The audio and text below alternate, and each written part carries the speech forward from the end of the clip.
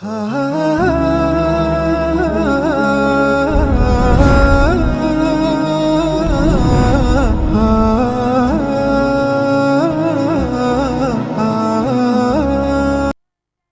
باللہ من الشیطان الرجیم، بسم اللہ الرحمن الرحیم۔ ناظرین، آپ کو خوش آمدید کہتا ہوں اس پروگرام میں کہ جو انسائٹ کے نام سے جانا جاتا ہے، اور امید کرتا ہوں کہ آپ جہاں بھی ہوں گے ساتھ خیریت سے ہوں گے اور آپ سب کی زندگیاں بفضل خدا بہت اچھے طریقے سے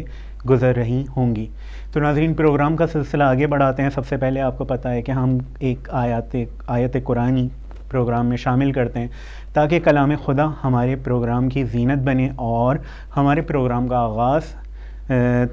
کلام خدا سے ہو۔ تو سب سے پہلے ایک آیت آپ کے سامنے، بہت مشہور و معروف آیت ہے، سورہ احزاب کی آیت نمبر 56۔ ان اللہ و ملائکتہ یصلون علی النبی یا ایھا الذین آمنوا صلوا علیہ وسلموا تسلیما۔ بے شک اللہ اور اس کے ملائکہ رسول پر صلوات بھیجتے ہیں، تو اے صاحبان ایمان تم بھی ان پر صلوات بھیجتے رہو اور سلام کرتے رہو۔ اللہم صلی علی محمد وآل محمد وعجل فرجہم، صدق اللہ العلی العظیم بھی۔ تو ناظرین، میں پروگرام کا سلسلہ آگے بڑھاتا ہوں۔ پروگرام آپ کو پتہ ہے کہ ہمارا مختلف سیگمنٹس پر مشتمل ہوتا ہے، اور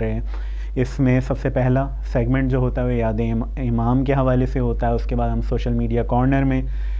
کوشش کرتے ہیں کوئی ایک اچھی ویڈیو آپ کے سامنے لائیں جس سے ہمیں بھی سیکھنے کا موقع ملے اور آپ کو بھی سیکھنے کا موقع ملے، اور اس کے بعد ہم کوئی اسٹوری آف دا ویک میں کوئی نہ کوئی کرنٹ افیئر آپ کے سامنے لے کے آتے ہیں، اور آخر میں ہمارے پروگرام کا جو سیگمنٹ ہوتا ہے وہ ہوتا ہے آخری بات، اور آخری بات جو ہوتی ہے وہ مولا علی کے فرامین پر مشتمل کوئی نہ کوئی ٹاپک ہوتا ہے جو کہ ہمارے لیے بھی بہت امپورٹنٹ ہوتا ہے، اور یقیناً آپ کے لیے بھی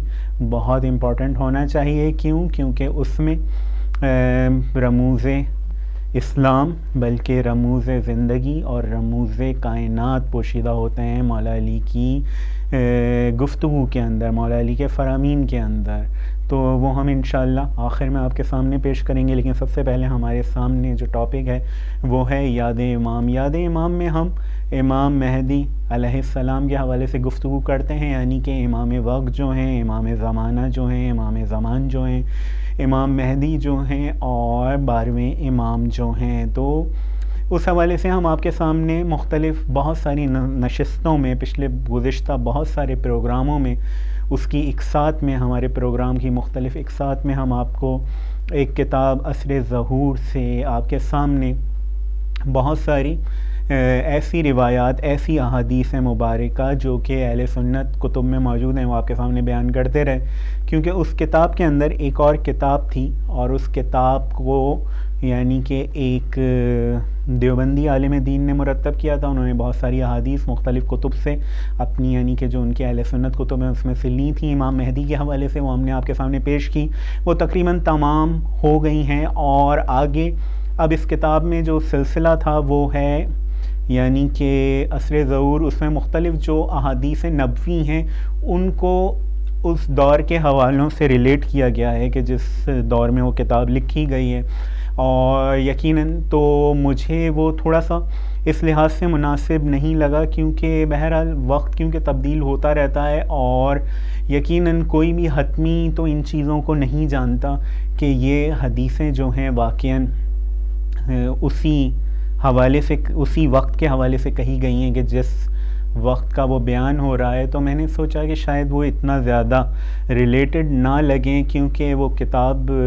کچھ یعنی کہ تھوڑا سا عرصہ گزر گیا ہے، کافی عرصہ گزر گیا ہے تب وہ مرتب کی گئی تھی۔ تو میں نے اس کتاب کو وہاں موقوف کیا، وہاں پہ روکا اس کو، اور میں اب ایک اور کتاب آپ کے سامنے لے کے آ گیا ہوں کہ جو وہی احادیث کا سلسلہ ہے جو کہ کنٹینیو رہے گا، کیونکہ یہ آئی تھنک زیادہ وائڈر اسپیکٹ میں بہتر رہتا ہے کہ ہم احادیث آپ کے سامنے بیان کر دیں جس طرح ہیں وہ موجود، اور ان کا کسی واقعے سے ریلیٹ ہونا یا نہ ہونا وہ حتمی نہیں ہے، وہ غیر حتمی ہے، ہو بھی سکتا ہے اور ہو سکتا ہے نہ بھی ہو سکتا ہے بہت سارے ایسے واقعات ہوں کہ جو گزر بھی چکے ہوں اور ہمیں اس کا علم نہ ہو سکا، اور بہت سارے ایسے واقعات ہوں کہ جو آنے والے دور میں، آئندہ آنے والے دور میں ہونے ہوں اور ان کا احادیث میں تذکرہ ہو۔ تو احادیث کو حتمی طور پہ ریلیٹ میرے خیال سے کوئی بھی کرتا بھی نہیں ہے اور کہتا بھی نہیں ہے، اور جو وہ بک بھی ظاہر سی بات ہے عالم دین نے جو مرتب کی، انہوں نے بھی حتمی طور پہ نہیں کہا تھا، لیکن اشارتاً جو تھے وہ اشارتاً واقعاً بہت سے واقعات اس میں سے یقیناً ممکن ہے بہت سارے اکثر صحیح بھی ہوں گے، لیکن کیونکہ مجھے وہ بہرحال ابھی اس وقت اتنے زیادہ جو میرا فارمیٹ ہے پروگرام کا، جس طرح میں بیان کر رہا ہوں، تو میں نے سوچا کہ میں احادیث کا سلسلہ ہی کنٹینیو کروں۔ تو احادیث کا سلسلہ ہی کنٹینیو کرنے کے لیے میں نے اب جو کتاب کا انتخاب کیا ہے وہ ہے جمال منتظر آیت اللہ صافی گلپائے گانی نے مرتب کی ہے۔ اس میں بھی جو شروعات ہو رہی ہے وہ یقیناً اہل سنت کتب سے ہو رہی ہے، اور بہت ساری اہل سنت کتب کے اس میں حوالے ہیں، اور انہوں نے اب اس کو مزید اور وائڈر اسپیکٹ میں، یعنی کہ پیچھے جو ہم بیان کر رہے تھے وہ صرف امام مہدی سے متعلق تھیں، انہوں نے اس کے مختلف ابواب کتاب کے تحریر کیے ہیں، اور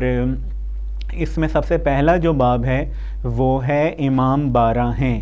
یعنی کہ امام 12 ہیں، یہ اس کا سب سے پہلا باب ہے، اور اس میں انہوں نے 271 احادیث جو ہیں وہ انہوں نے یہاں جمع کی ہیں اس ذیل میں، اور 271 احادیث جو ہیں وہ یہاں جمع کی ہیں۔ اس میں سے یقیناً ہم آپ کو مختصراً کچھ احادیث آپ کے سامنے بیان کریں گے، اور پھر کتاب کا سلسلہ آگے بڑھاتے رہیں گے۔ یہ کتاب یقیناً میں ایک اور پروگرام میں پیش کر چکا ہوں آپ کے سامنے پہلے، اور میرا کہنے کا مقصد لیکن وہی ہوتا ہے ہمیشہ جو میں تمہیدی گفتگو میں بھی کرتا ہوں، کہ اصل مسئلہ یہاں کوئی نئی بات بتانا نہیں ہے، ہاں نئے انداز میں فکروں کو جگانا مقصود ہو سکتا ہے، لیکن کوئی نئی بات بتانا اس حوالے سے ظاہر سی بات ہے احادیث تو وہی ہیں، قرآن بھی وہی ہے، اسلام بھی وہی ہے، ہر چیز وہی ہے، صرف یہ ہے کتابوں میں موجود ہے لیکن عوام کو نہیں پتہ، عوام اس سے بے خبر ہیں۔ تو اصل جو ہمارا مقصد ہے وہ یہ ہے کہ وہ کتابوں سے نکال کے لوگوں کو بتانا، اس کو دوبارہ سے یعنی کہ دہرانا ان احادیث کو بار بار، تاکہ ہمیں بھی اس طرح اور ہمارے ناظرین کو بھی کچھ کو اس طرح کچھ احادیث ان کے ذہنوں میں رہ جائیں۔ ظاہر سی بات ہے دنیا کی بہت ساری چیزیں ہمارے ذہنوں میں رہتی ہیں، اور بہت ساری ضروری چیزیں یا اس سے بھی زیادہ غیر ضروری چیزیں ہمارے ذہنوں میں رہتی ہیں، تو کیا اچھا نہ ہو کہ ہمارے ذہنوں میں رسول خدا صلی اللہ علیہ وآلہ وسلم کی وہ احادیث بھی رہ جائیں کہ جو ہمارے اس دور کے حوالے سے ہیں، یعنی کہ اس زمانے کے بارے میں نشاندہی کرتی ہیں، یعنی کہ جب رسول خدا اس وقت بیٹھ کے یہ احادیث لوگوں کو بتاتے تھے تو وہ لوگ تو بہت مشتاق ہوتے تھے ان احادیث کی، اور وہ مختلف اس طرح کے بلکہ بعد تک روایات میں ملتا ہے کہ بہت سارے خاص و عام یہ آرزو کرتے رہے کاش ہم اس دور میں ہوتے، کہ جب وہ دور ہوتا کہ جب امام مہدی آتے اور دین پہ بہار ہوتی اور دین پوری دنیا پہ غالب آتا، اور اسلام اپنی پوری طاقت و توانائی کے ساتھ ساری دنیا کے سامنے پیش ہوتا۔ یعنی کہ ابھی ہم جس دور میں زندگی گزار رہے ہیں ہمیں پتہ ہے اسلام کی اس وقت کیا حالت ہے، تو یقیناً اب تو یہ خواہش اور زیادہ بڑھ جانی چاہیے کہ اتنے برے دور سے اسلام گزر رہا ہے کہ اس کا کوئی پرسان حال نہیں ہے، تو خواہش تو اور یعنی کہ بڑھ جانی چاہیے شدت کے ساتھ، اور موجود بھی ہے شاید لوگوں میں، لیکن کسی بھی وجہ سے کسی بھی حوالے سے لوگوں کو اس طرح متوجہ اس طرح نہیں کروایا جا رہا، امام مہدی کی طرح متوجہ اس طرح نہیں کروایا جا رہا جس طرح رسول خدا نے احادیث چھوڑی ہیں، یعنی کہ جس درجے پہ رسول خدا نے احادیث چھوڑی ہیں اس درجے پہ امام مہدی کی طرف لوگوں کو متوجہ نہیں کروایا جا رہا۔ اس کے اندر دو رائے نہیں ہے کوئی، مطلب ایک بالکل سامنے کی بات ہے کہ ہم بھی ہزاروں ویڈیوز دیکھتے ہیں یوٹیوب پہ، سینکڑوں چینلز چل رہے ہیں دینی، درجنوں ہزاروں بلکہ کتابیں لاکھوں کتابیں ہوں گی، اور اسی طرح بیانات مختلف سوشل میڈیا پہ کتنے دین کے حوالے سے ویڈیو کلپس گزرتے رہتے ہیں، مختلف ٹاپکس کے حوالے سے ویڈیو کلپس گزرتے رہتے ہیں، واٹس ایپ گروپوں میں کتنی چیزیں شیئر ہوتی رہتی ہیں، تو یہ آپ کو بھی اب اندازہ ہوگا کہ امام مہدی کے حوالے سے کتنی چیزیں کہاں کہاں کیا کیا شیئر ہو رہی ہیں، اور کیا کیا لوگ اس میں دلچسپی لے رہے ہیں۔ تو مطلب یہ باتیں تو بالکل سامنے کی ہیں کہ جس طرح رسول خدا نے سینکڑوں احادیث امام مہدی کے لیے چھوڑی ہیں، اس طرح ان کی طرف متوجہ نہیں ہو رہے لوگ۔ کیوں نہیں ہو رہے؟ اب ظاہر سی بات ہے اس کا جو رخ ہے وہ انہی کی طرف جائے گا کہ جو اہل منبر ہیں، کہ اہل منبر کا کام ہوتا ہے نا دین کی چیزوں کی طرف لوگوں کو متوجہ کروانا.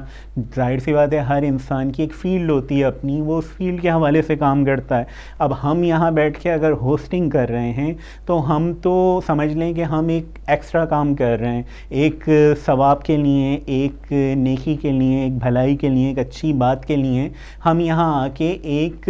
اضافی کام کر رہے ہیں کہ شاید بہرحال اگر حقیقی عنوانات سے دیکھا جائے تو ذمہ داری تو ہماری بھی بہت بنتی ہے کہ ہم امام مہدی سے خود بھی منسلک رہیں اور لوگوں کو بھی ان کی طرف متوجہ کریں. لیکن جو عام طور پر دنیا کا رواج بن گیا ہے اس حوالے سے یقیناً بہت سارے لوگ یہ کہتے ہوں گے کہ یہ کام تو مولاناؤں کے ہیں، یہ کام تو یقیناً علماء کے ہیں، تو یہ کام بیٹھ کے یہ ایک سوٹ کے اندر بندہ کیوں کر رہا ہے؟ تو لیکن حقیقتاً حوالے سے یہ ہر مسلمان کی ذمہ داری ہے، یہ ہر اس انسان کی ذمہ داری ہے، ہر اس امت محمدی کے فرد کی ذمہ داری ہے کہ جو اس آخری دور میں، کہ جو پرفتن دور ہے، جو مشکل دور ہے، جو کہ ایک اسلام جس کے اندر مشکلات میں گھرا ہوا ہے، اس قسم کا دور ہے، تو اس دور کے حوالے سے جو رسول خدا نے اتنی زیادہ احادیث چھوڑیں ان کو دہرائیں، ان کو بتائیں تاکہ ان کو خود بھی اس سے تقویت ملے، ان کے دین کو بھی اس سے یعنی کہ تقویت ملے، اور وہ جو صحیح معنوں میں دعا ہے انتظار کی وہ پھر ہر مسلمان کرے. ہر انسان تو خیر نہیں کرے گا لیکن ہر مسلمان کرے جو دین سے محبت کرتا ہے، وہ دعا کرے کہ یا اللہ تو اس کو بھیج دے کہ جو اس دین کو سربلندی عطا کرے گا. اب آپ مجھے بتائیں کیا عمومی طور پہ تمام مسلمان یہ دعائیں کر رہے ہیں؟ نہیں کر رہے. اب میں اس سے قطع نظر کہ وہ ظہور کریں گے یا پیدا ہوں گے، اگر کوئی پیدا ہونے کا قائل ہے تو وہ پیدائش کی دعا کرے کہ یا اللہ ان کو پیدا کر دے کہ جو آئیں گے اور اس دنیا کو عدل و انصاف سے اس طرح بھر دیں گے اور دین کو سربلندی اس طرح دے دیں گے جس طرح رسول خدا نے اپنی سینکڑوں احادیث میں فرمایا تھا. تو یہ تمام وہ وجوہات تھیں کہ جن کی بنا پہ ہم یہ سیگمنٹ پیش کرتے ہیں، اور یقیناً ہم یہ بولتے ہیں کہ یہ ایک چھوٹا سا قطرہ ہے، ایک چھوٹا سا قطرہ آب ہے کہ جو ہم اپنے حصے کا اس میں ڈالتے ہیں، کہ ہمارے ذمہ یہ نہیں ہے کہ ہم بہت کوئی بڑا اس طرح کا کام کریں کہ ساری دنیا تک یہ میسج پہنچا دیں. نہیں، ہمارے ذمہ صرف یہ کام ہے کہ ہم اپنی ذمہ داری پوری کریں، باقی کام خدا کا ہے، اور قبول کرنا، مقبول کرنا خدا کی بارگاہ میں اس کا جو بھی اجر و ثواب ہے یا جو بھی ہے وہ سب خدا کے اوپر ہے. تو ہر انسان کا یہ کام ہونا چاہیے کہ وہ اپنے حصے کی شمع جلائے. باقی اس سے قطع نظر کہ وہ یعنی کہ کوئی بہت زیادہ بڑا کام کرے یا بہت زیادہ، ظاہر سی بات ہے کام کوئی بڑا یا چھوٹا نہیں ہوتا، اور یہ آپ کی یقیناً نیت ہوتی ہے اس کے پیچھے، اور آپ کی کوشش ہوتی ہے، کاوش ہوتی ہے جو مقبول بارگاہ خداوندی ہوتی ہے، اور پھر خدا ہی اس کا اجر آپ کو دیتا ہے. تو ناظرین، یہ ساری گفتگو ہے کہ جو ہم نے تمہیدی آپ کے سامنے بیان کری ایک دفعہ پھر ہمیشہ کی طرح، اور اب ہم مزید کسی گفتگو کیے بغیر بڑھیں گے کتاب کی طرف. اور کتاب جیسے کہ میں نے آپ کو بتا دیا ہم میرے سامنے ہے جمال منتظر، اور آیت اللہ صافی گلپائگانی نے اس کو مرتب کیا. اس میں بہت ساری احادیث انہوں نے مرتب کی ہیں، کافی یعنی کہ ایک ان کا کہنا چاہیے کہ ایک بہت بڑا کام ہے کہ جو انہوں نے کیا ہے اس کتاب کی صورت میں. اور اس میں سب سے پہلا جو باب ہے اس میں 271 حدیثیں موجود ہیں، اور یہ باب ہے امام 12 ہیں. امام 12 میں سب سے پہلی جو حدیث انہوں نے بیان کی ہے یہاں پہ جو لکھی ہے وہ صحیح بخاری سے ہے، اس کی جلد 4 ہے، صفحہ 58 ہے، طبع مصر کی ہے، اور مزید اس قسم کی ڈیٹیل ہے. تو مجھ سے محمد بن المثنی نے بیان کیا، ہم سے غندر نے بیان کیا، ہم سے شعبہ نے بیان کیا، اور ان سے عبد المالک نے بیان کیا. میں نے جابر بن سمرہ سے سنا کہ انہوں نے کہا کہ میں نے رسول اللہ صلی اللہ علیہ وآلہ وسلم سے سنا کہ فرماتے ہیں امیر 12 ہوں گے. اس کے بعد ایک جملہ اور کہا جس کو میں نہیں سن سکا. میرے والد نے بتایا کہ رسول اللہ فرماتے ہیں کہ وہ سب قریش سے ہوں گے. اس کے بعد صحیح ترمذی جلد اس کی یہ ہے، صفحہ یہ ہے، طبع یہ ہے. اس میں ما جاء فی الخلفاء میں ہم سے ابو قریب نے بیان کیا، ہم سے عمر بن عبید نے بیان کیا، اور انہوں نے سماک بن حرب سے اور انہوں نے جابر بن سمرہ سے روایت کی ہے کہ انہوں نے کہا رسول اللہ صلی اللہ علیہ وآلہ وسلم نے فرمایا میرے بعد 12 امیر ہوں گے۔ اس کے بعد ایک جملہ اور کہا جس کو میں نہیں سمجھ سکا۔ میں نے اس شخص سے معلوم کیا جو میرے پاس بیٹھا تھا، اس نے بتایا کہ آپ فرماتے ہیں وہ سب قریش سے ہوں گے۔ ترمذی لکھتے ہیں یہ حدیث حسن و صحیح ہے۔ اس کے علاوہ دوسرے طریقے سے جابر بن سمرہ سے روایت کی گئی ہے، کہتے ہیں ہم سے ابو قریب نے بیان کیا، ہم سے عمر بن عبید نے بیان کیا، انہوں نے اپنے والد سے، انہوں نے ابو بکر بن ابی موسیٰ سے، اور انہوں نے جابر بن سمرہ سے، انہوں نے نبی کی ایسی ہی حدیث بیان کی۔ اس کے بعد تیسری حدیث جو انہوں نے یہاں کی ہے وہ ہے صحیح مسلم سے، کتاب الامارہ کے باب الناس میں یہ ہے۔ اس کے بعد یہ طبع جلد اور سارا صفحہ نمبر آ رہا ہے۔ ہم سے قتیبہ بن سعید نے، ہم سے جریر نے بیان کیا، انہوں نے حسین سے، انہوں نے جابر بن سمرہ سے روایت کی ہے کہ جابر بن سمرہ نے کہا میں نے رسول اللہ صلی اللہ علیہ وآلہ وسلم کو فرماتے سنا۔ حدیث ہم سے رفع بن حیثم الواسطی نے بیان کیا، وہ کہتے ہیں ہم سے خالد یعنی ابن عبداللہ الطحان نے بیان کیا، انہوں نے حسین سے، انہوں نے جابر بن سمرہ سے روایت کی ہے، انہوں نے کہا میں اپنے والد کے ساتھ نبی کی خدمت میں حاضر ہوا، میں نے حضرت کو فرماتے ہوئے سنا یہ امر ختم نہیں ہوگا یہاں تک کہ ان کے درمیان 12 خلیفہ ہوں گے۔ اس کے بعد ایک اور جملہ فرمایا جو مجھ پر مخفی رہا، میں نے اپنے والد سے معلوم کیا تو انہوں نے فرمایا کہ سب کے سب قریش سے ہوں گے۔ اسی طرح چوتھی حدیث جو ہے وہ بھی صحیح مسلم سے ہے، کتاب الامارہ کے مذکورہ باب میں ہے۔ ہم سے ابن ابی عمر نے بیان کیا، انہوں نے سفیان بن عبد الملک بن عمیر سے، انہوں نے جابر بن سمرہ سے روایت کی ہے کہ انہوں نے کہا کہ میں نے رسول خدا صلی اللہ علیہ وآلہ وسلم سے سنا کہ فرماتے ہیں لوگوں کا امر کاروبار ایسے ہی چلتا رہے گا یہاں تک کہ ان کے 12 ولی ہوں گے۔ اس کے بعد آپ نے ایک اور جملہ فرمایا جو مجھ پر مخفی رہا، اپنے والد سے معلوم کیا کیا فرماتے ہیں، انہوں نے بتایا کہ سب کے سب قریش سے ہوں گے۔ اسی حدیث کو قتیبہ بن سعید سے، انہوں نے ابو عوانہ سے، انہوں نے سماک سے، انہوں نے جابر بن سمرہ سے، انہوں نے نبی صلی اللہ علیہ وآلہ وسلم سے نقل کیا ہے، لیکن اس میں اس جملہ لوگوں کا امر ایسے ہی چلتا رہے گا کو نہیں بیان کیا۔ ناظرین اب یہ وہی حدیث ہے، بار بار مختلف کتابوں میں اور بعض اوقات سیم کتاب میں بھی مختلف جگہوں پہ بیان ہو رہی ہے، اس میں تھوڑے تھوڑے سے الفاظ تقریباً سیم ہی ہیں، تھوڑے تھوڑے سے تبدیل بھی ہو رہے ہیں۔ میں آپ کو جلدی سے اس کے ایک آدھ ورژن جو ہے اس کا اور بتا دیتا ہوں، اور اس کے بعد میں یہ اپنا سیگمنٹ یہیں پہ روکوں گا۔ بار بار وہی میں کہہ رہا ہوں، دہرانے کا بتانے کا مطلب یہ ہے کہ اس طرح کی احادیث بھی، جو بھی احادیث رسول ہیں وہ یقیناً اس حوالے سے خصوصاً کیونکہ ہم امام مہدی کی طرف جا رہے ہیں، اور جیسے کہ میں ہمیشہ ہی کہتا ہوں اپنی ابھی بھی مستقل گفتگو کرتا رہا تمہید میں امام مہدی کے حوالے سے، تو یہ ہمیں تھوڑی سی یاد رہ جائے امام مہدی کے حوالے سے جو بھی احادیث ہیں۔ تو صحیح مسلم کے مذکورہ باب میں ہم سے حداب بن خالد الازدی نے بیان کیا، ہم سے حماد بن مسلمہ نے بیان کیا، انہوں نے سماک بن حرب سے روایت کی ہے، انہوں نے کہا میں نے جابر بن سمرہ سے سنا، یہ کہتے ہیں میں نے رسول خدا صلی اللہ علیہ وآلہ وسلم سے سنا کہ فرماتے ہیں یہ اسلام ایسے ہی عزیز رہے گا یہاں تک کہ 12 خلیفہ ہوں گے۔ اس کے بعد ایک اور جملہ فرمایا جسے میں نہیں سمجھ سکا، میں نے اپنے والد سے معلوم کیا کہ کیا فرمایا ہے، انہوں نے بتایا سب قریش سے ہوں گے۔ اسی باب میں اس حدیث کو تقریباً انہی لفظوں میں اپنے طریق سے داؤد سے، انہوں نے شامی سے، انہوں نے جابر سے نقل کیا ہے، اور اپنے طریق سے ابن عون سے، انہوں نے شامی سے، اور انہوں نے جابر سے، اور اپنی سند کے ساتھ حاتم سے، انہوں نے مہاجر سے، انہوں نے عامر بن سعد بن ابی وقاص سے، اور اپنے طریق سے ابن ابی ذؤب سے، انہوں نے مہاجر بن مسمار سے، اور انہوں نے عامر سے، انہوں نے جابر سے نقل کیا ہے کہ جیسا کہ اور طیالسی نے اپنی سند سے نقل کیا ہے۔ اس کے بعد یہ جلد آ رہی ہے، صفحہ آ رہی ہے، اور اس کی طبع آ رہی ہے۔ ناظرین بالکل آخری ایک حدیث میں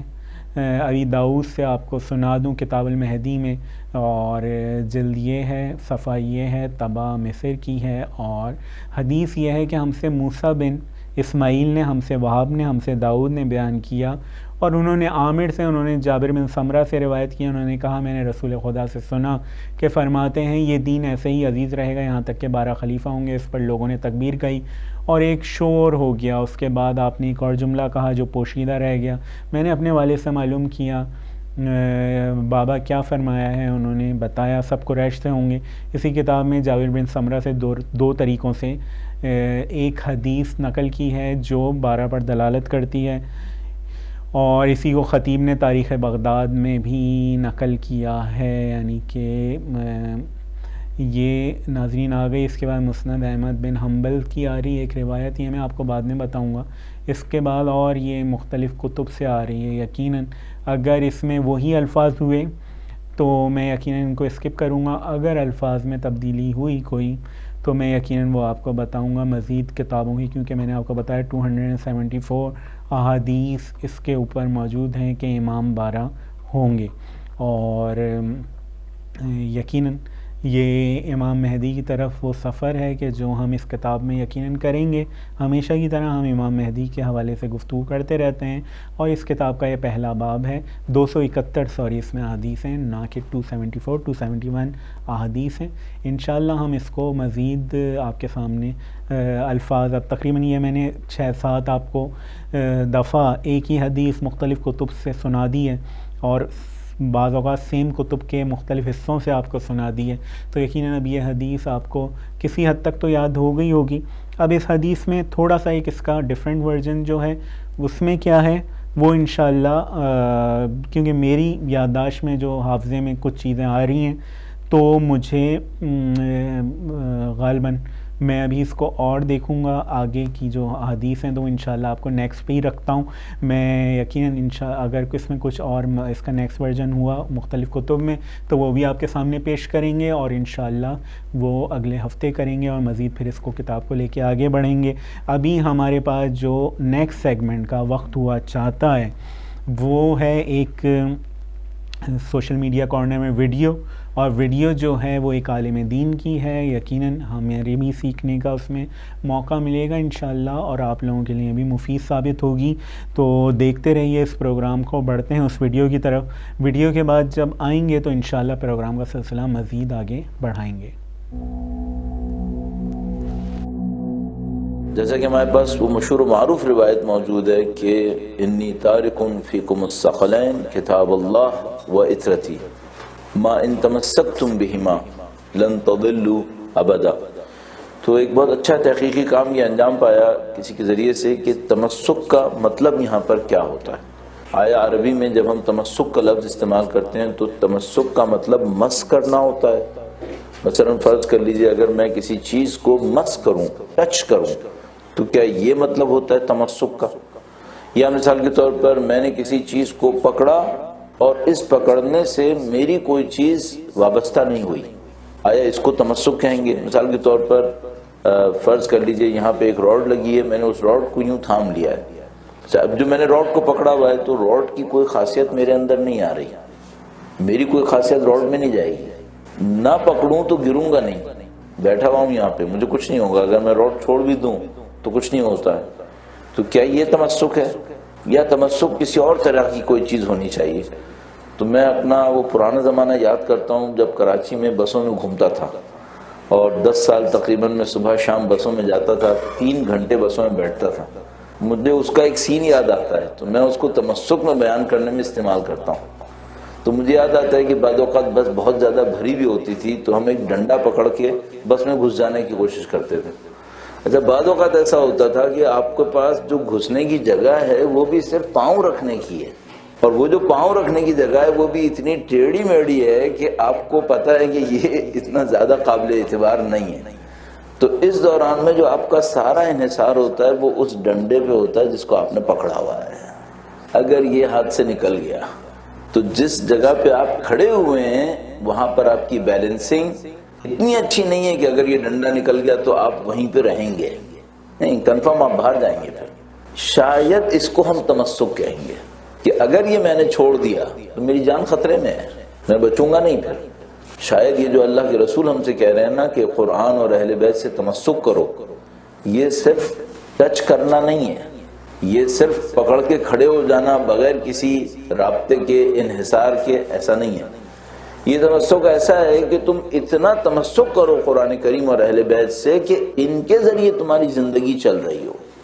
ان کے ذریعے سے تمہاری رہنمائی حاصل ہو رہی ہو۔ اللہ کے رسول نے فرمایا انی تارکن فیکم الثقلین، میں دو ثقل تمہارے درمیان چھوڑے جا رہا ہوں،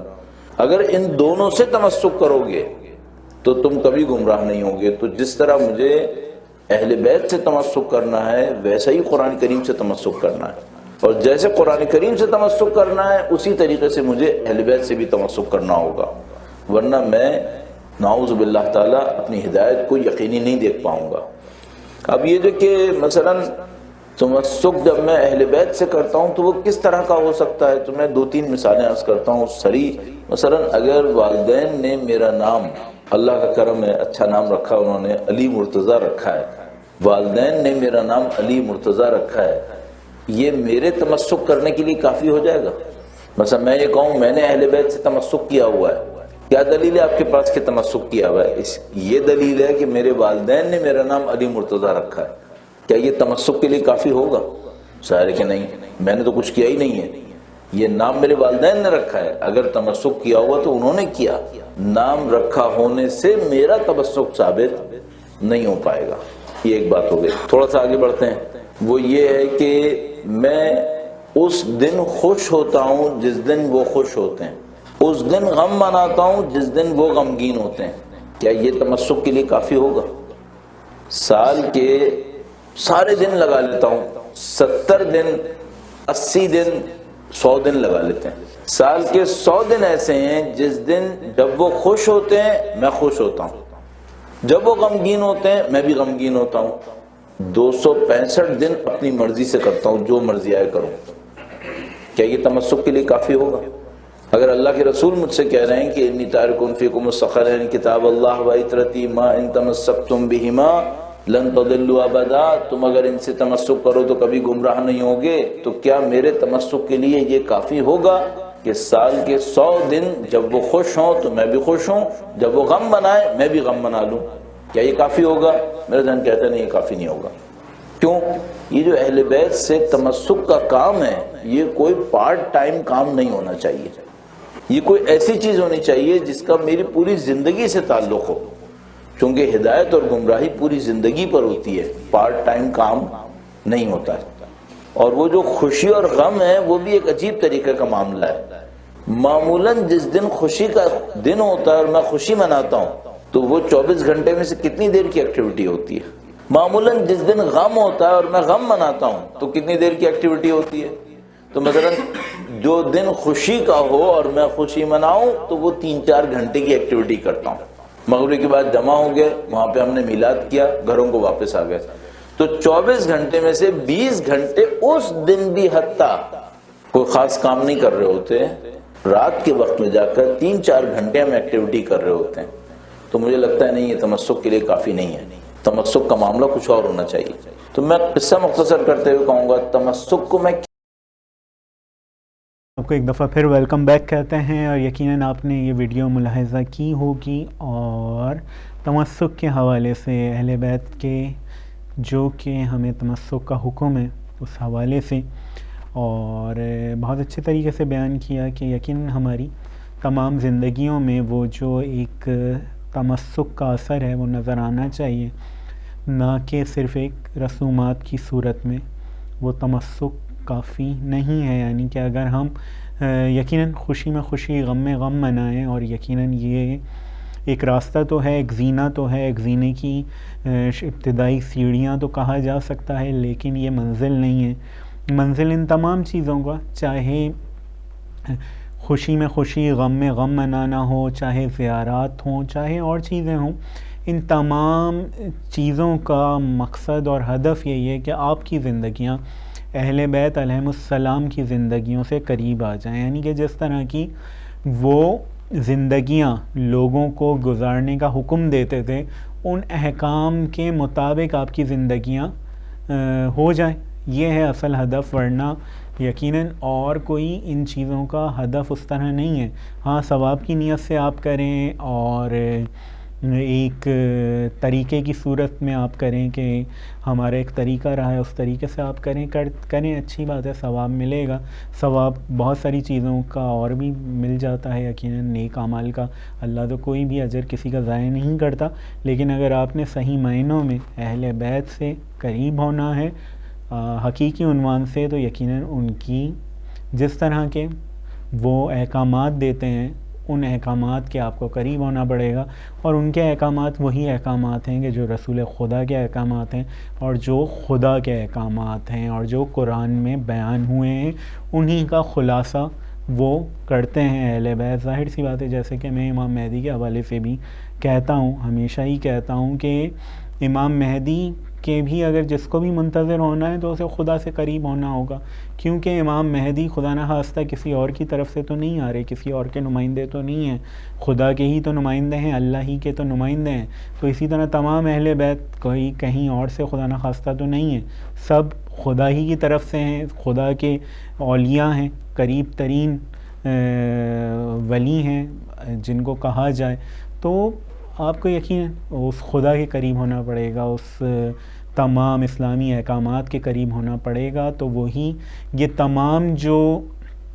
چیزیں ہیں، تمام ابھی ایام عزا بھی آئیں گے آگے اور مختلف چیزیں بھی آئیں گی، یہ تمام جو چیزیں ہیں یہ آپ کو وہ موقع فراہم کرتی ہیں کہ آپ ان اہل بیت کی ذوات مقدسہ کے قریب ہو جائیں. اور یقیناً یہ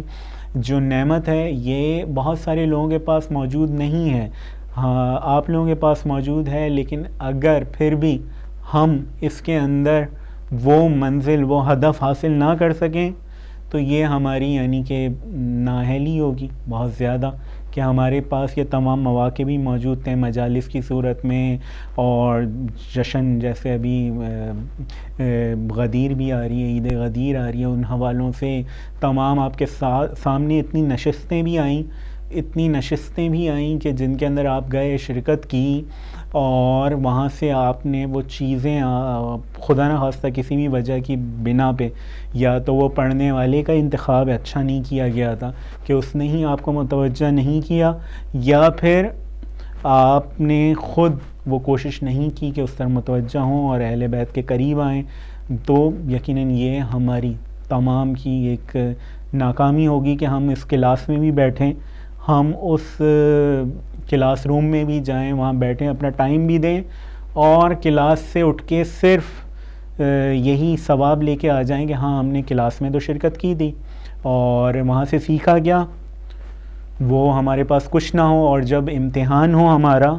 تو امتحان میں ہمارے پاس کچھ بھی نہ ہو. تو یہ یقیناً ایک ہماری ناکامی ہوگی. تمسک اسی طرح کرنا چاہیے جس طرح کا حق ہے. آج میرے پاس اسٹوری آف دا ویک میں کوئی ایسا ٹاپک فی الحال نہیں ہے، تو میں یقیناً یہ تمام گفتگو جو کر رہا تھا اپنے آخری سیگمنٹ کی طرف کہ جو مولا علی کے فرامین کی روشنی میں ہوتا ہے ہمارے سامنے، اور جس کو ہم آخری بات کہتے ہیں، اور آخری بات میں یقیناً یہ تمام وہی باتیں ہیں کہ یہ 25واں ٹاپک ہے مولا علی نے جو بیان کیا ہے. تو یہی وہ چیزیں ہیں کہ جنہیں ہم سیکھیں گے، جن پہ عمل کریں گے، تو یقیناً ہم اہل بیت کے بھی قریب آ جائیں گے، ہم رسول خدا کے بھی قریب آ جائیں گے، اور ہم خدا کے بھی قریب آ جائیں گے. یعنی کہ جو الٹیمیٹ گول ہے کہ آپ خدا کے قریب پہنچ جائیں، تو یہ وہ راز ہیں، یہ وہ چیزیں ہیں، یہ وہ باتیں ہیں کہ جو مولا کائنات مولا علی علیہ السلام کی زبان سے نکلے ہیں. تو یہ وہ کوٹس ہیں کہ اگر آپ ان کے اوپر عمل کر لیں گے تو یقیناً آپ اہل بیت کے تو خود بخود ہی قریب آ جائیں گے. جب آپ کیونکہ ان تمام انبیاء ہوں یا ائمہ ہوں، ان کا مقصد اور تھا کیا؟ ان کا مقصد میں یہ بات عرض کرتا ہوں کہ یہاں پہ کیا تکلیفیں اٹھانا تھا اس دنیا میں، شہادتیں تھا، یا یہ مقصد تو نہیں تھا؟ مقصد تو یہی تھا ان سب کا کہ آپ لوگوں کو، ہم لوگوں کو خدا کے قریب لائیں، اللہ کے قریب لائیں، حقیقی جو اسلام ہے اس کے قریب لائیں. تو جب آپ خدا کے قریب آئیں گے تبھی یہ وہ مقاصد جو ہیں جس کے لیے انہوں نے سختیاں اٹھائی ہیں اہل بیت نے، چاہے وہ کربلا ہو، چاہے وہ اور مقامات ہوں، جو 12 ائمہ نے شہادتیں دیں اور قید و بند کی صعوبتیں برداشت کریں، تکلیفیں اٹھائیں، مشکلیں اٹھائیں، اس سب کا ہدف یہی تھا کہ لوگوں کو خدا کے قریب کریں. تو اگر ہم اس ہدف کی طرف بڑھ رہے ہیں تو یقیناً ہم اہل بیت کے بھی قریب ہیں، ہم اس راستے پہ بھی ہیں، اس راہ پہ بھی ہیں. لیکن اگر خدا نہ خواستہ کسی بھی وجہ سے ہم تمام کام کر رہے ہیں لیکن ہم اس ہدف کی طرف جو الٹیمیٹ گول ہے اس کی طرف نہیں بڑھ رہے، تو ہمیں اپنی خود کا جائزہ لینا چاہیے، مجھ سمیت ہر انسان کو، کہ کیا واقعاً ہم اس صحیح جو ایسنس ہے اس کی طرف ہیں، یا ہم کہیں اور کسی اور طرف کسی بھی غلط کسی کے بھٹکانے کے اوپر ہم بھٹک چکے ہیں، یا ہم اس راز کو نہیں پا سکے کہ اصل راز جو تھا وہ یہی تھا. اصل راز ہے وہ، اصل راز جو ہے وہ خدا ہے، خدا کی طرف بڑھنا ہے. تو ناظرین میں بڑھوں گا آگے. ہمارا ٹاپک جو ہے وہ ہے 25واں ٹاپک ہے الانصاف. الانصاف کے حوالے سے پچھلی دفعہ جو ہم نے اپنا جو گزشتہ پروگرام کیا تھا اس میں ہم نے الانتقام کے حوالے سے بات کی تھی. یہ ہمارا 25واں ٹاپک ہے، یہ ہے الانصاف. تمام الف سے جو ٹاپک شروع ہو رہے ہیں وہ ہیں موجود. اس میں سب سے پہلے فرمان کی طرف بڑھ جاؤں گا. حضرت علی علیہ السلام سے پوچھا گیا کہ شریف کون ہے؟ آپ نے فرمایا جو کمزور کے ساتھ انصاف کرے. شریف کون ہے؟ شرافت کا معیار مولا علی کیا فرما رہے ہیں کہ جو کمزور کے ساتھ انصاف کرے. اور شریف کی ضد کیا ہوتی ہے؟ شریف کی ضد ہوتی ہے کمین. کمینہ کون ہے؟ کہ جو کمزور کے ساتھ بھی انصاف نہ کرے، اس پہ ظلم کرے، جو اس سے کمزور ہو اس پہ ظلم کرے. تو اللہ تعالیٰ ہمیں ان تمام جو مظالم ہیں ان سے دور رہنے کی توفیق عطا فرمائے. کمزور اور طاقتور ہونے کے لیے ضروری نہیں ہے کہ آپ کسی ملک کے حکمران ہوں تبھی آپ طاقتور ہوں گے اور ویسے آپ کمزور ہوں گے. میں سمجھتا ہوں کہ ہر انسان کے دست قدرت میں کچھ ایسے لوگ ہوتے ہیں کہ جو اس سے کمزور ہوتے ہیں، کچھ ایسے لوگ ہوتے ہیں جو اس سے طاقتور ہوتے ہیں. تو ہر انسان کو اپنا جائزہ لینا چاہیے اور جو بھی اس سے کمزور ہیں ان کے ساتھ انصاف کرنا چاہیے، ان پہ ظلم نہیں کرنا چاہیے، ورنہ وہ شریف کی کیٹیگری سے نکل جائے گا اگر انصاف نہیں کرے گا. اور اگر اس کے مخالف کرے گا کام تو پھر وہ دوسری کیٹیگری جو میں نے آپ کو بتائی اس میں چلا جائے گا. پرچم ظلم کے نیچے رہنے والے قوی انسان کے مقابلے پرچم انصاف تلے رہنے والے کمزور شخص سے زیادہ ڈرو، کیونکہ اس کی مدد اس طرح سے ہوتی ہے کہ وہ خود بھی نہیں سمجھ پاتا، اس کا گھاؤ مندمل بھی نہیں ہوتا. نوین بہت خوبصورت فرمان ہے ہمیشہ کی طرح مولا علی کا کہ پرچم ظلم کے نیچے رہنے والے قوی انسان کے مقابلے میں پرچم انصاف تلے رہنے والے کمزور شخص سے زیادہ ڈرو، کیونکہ اس کی مدد اس طرح سے ہوتی ہے کہ وہ خود بھی نہیں سمجھ پاتا، اس کا گھاؤ مندمل بھی نہیں ہوتا. یعنی کہ اگر کوئی ظلم کے سہارے سے طاقتور بنا ہوا ہے نا، کسی بھی حوالے سے اس نے طاقت حاصل کر لی ہے، تو اس کے مقابلے میں جو پرچم انصاف تلے چاہے وہ کمزور ہو، یعنی ایک طاقتور ہے، ظلم کے ساتھ طاقت اس نے حاصل کر لی ہے اور وہ طاقتور بنا ہوا ہے، اور ایک انصاف کے پرچم کے نیچے زندگی گزارا ہے لیکن وہ کمزور ہے. تو آپ اس طاقتور سے ڈرنے کے بجائے جو انصاف کے پرچم کے نیچے کمزور آدمی زندگی گزار رہا ہے اس سے زیادہ ڈرو. کیوں؟ کیونکہ اس کی مدد اس طرح سے ہوتی ہے کہ وہ خود بھی نہیں سمجھ پاتا. یعنی خدا ایسے شخص کی اس طرح مدد کر رہا ہوتا ہے کہ وہ چاہے اس کے خود کے بھی علم میں نہیں ہوتی، وہ خود بھی نہیں سمجھ پا رہا ہوتا ہے کہ ہو کیا رہا ہے چکر. اب وہ مدد کسی بھی طرح ہو، اس وقت ہو رہی ہو، بعد میں ہو، کب ہو، اس کو خبر ہو نہ ہو، اس کو خبر بھی نہ ہو، لیکن وہ اس طرح مدد ہوتی ہے کہ وہ خود بھی نہیں سمجھ پاتا اور اس کا گھاؤ بھی مندمل نہیں ہوتا. یعنی کہ وہ جو مدد ہو رہی ہوتی ہے اس کا جو یعنی کہ اس کا جو گھاؤ ہے، یعنی کہ جو اس کے بدلے میں جو گھاؤ ظالم کے لگتا ہے وہ بھی مندمل نہیں ہو پاتا. تو یقیناً اس انسان سے ڈرو کہ جو انصاف کے ساتھ زندگی گزار رہا ہے، چاہے وہ کمزور ہے اس کے اوپر ظلم نہ کرو، اس سے ڈرو، بجائے اس کے کہ جو ہم دنیا میں ظاہر ہے دنیا کا دستور تو اپوزٹ ہے نا اس کے، کہ جو طاقتور ہے چاہے وہ اس نے ظلم کے ذریعے کسی بھی حوالے سے، فریب کے ذریعے کسی بھی حوالے سے طاقت حاصل کری ہے، انسان اسی سے ڈر رہا ہوتا ہے. کیوں وہ آپ کو ظاہر سی بات ہے وہ آپ کو اسی وقت جواب دے گا, کوئی نہ کوئی آپ کو نقصان پہنچائے گا, آپ کو ہرٹ کرے گا, کچھ بھی کر سکتا ہے کیونکہ اس کے بعد طاقت ہے. لیکن مولا علی کہہ رہے ہیں کہ تم اس سے زیادہ ڈرو کہ جو کمزور ہے. کیوں؟ اس کی مدد کیونکہ ایسی ہوتی ہے, آپ کی تو خیر کیا سمجھ میں آئے گی, وہ شخص کے خود بھی سمجھ میں نہیں آتی کہ اس کی مدد ہو گئی ہے خدا کی طرف سے. اور خدا کا نظام جو ہے وہ پھر اپنا کام اس طرح کرتا ہے کہ اس کا گھاؤ بھی پھر اس کا جو نظام کا جو پھر چوٹ لگتی ہے نا, اس کا گھاؤ بھی مندمل نہیں ہوتا. تو یہ میں کہتا ہوں یہ وہ کوٹس ہیں, اسی لیے میں کہتا ہوں کہ یہ زندگی کے وہ راز ہیں کہ ہماری سوچیں شاید اتنا زیادہ پیچھے نہیں جاتی, اتنا زیادہ غور نہیں کر پاتی, لیکن واقعاً یہ نظام کائنات جو ہے وہ اسی طرح کا چل رہا ہے. بہت کمپلیکس ایک سسٹم ہے خدا کا کہ جو چل رہا ہے اور وہ اپنا کام کیے جا رہا ہے. تو ناظرین میں آگے بڑھتا ہوں اور آگے چوتھا جو اس ٹاپک کا فرمان ہے وہ میں آپ کو بیان کروں. اپنے لیے ایسی حالت اختیار کرو جس میں بھلے ہی تم مغلوب ہو مگر منصف رہو. ایسی صورتحال نہ اختیار کرنا جس میں تم غالب ہو مگر ظالم بھی ہو. اب مطلب اگر تمہیں انصاف کے ساتھ شکست بھی ہو جائے نا, غالب بھی آ جاؤ مغلوب بھی آ جاؤ, تم وہ حالت اختیار کر لو, لیکن وہ حالت اختیار نہیں کرنا کہ جس میں تم نے کسی کے اوپر غلبہ بھی حاصل کر لیا لیکن تم ظالم رہے. کیوں؟ کیونکہ ظالم کی فتح نہیں ہوتی, فتح مظلوم کی ہوتی ہے. وقتی طور پہ ہو جائے گی ظالم کی فتح غلبہ حاصل کر کے, لیکن قیامت تک کے لیے وہ لعنتی ہوتا ہے. اس کی سب سے بڑی مثال جو ہے وہ ہے کربلا, وہ ہے یزید, جو کہ ابھی آپ کے سامنے آ رہا ہے, ابھی آئے گا, کچھ دن بعد ایام شروع ہوں گے نا. یہ یاد انہی سبقوں کو یاد کرنے کے لیے تھی کہ جو یہاں مولا علی بیان کر رہے ہیں کہ وہ ظالم تھا یزید, اس نے ظلم کیا, بظاہر اس کی فتح ہوئی, لیکن آج تک کیا ہے وہ کہ کوئی اگر آپ کسی کو کہہ دیں کہ تم یزید ہو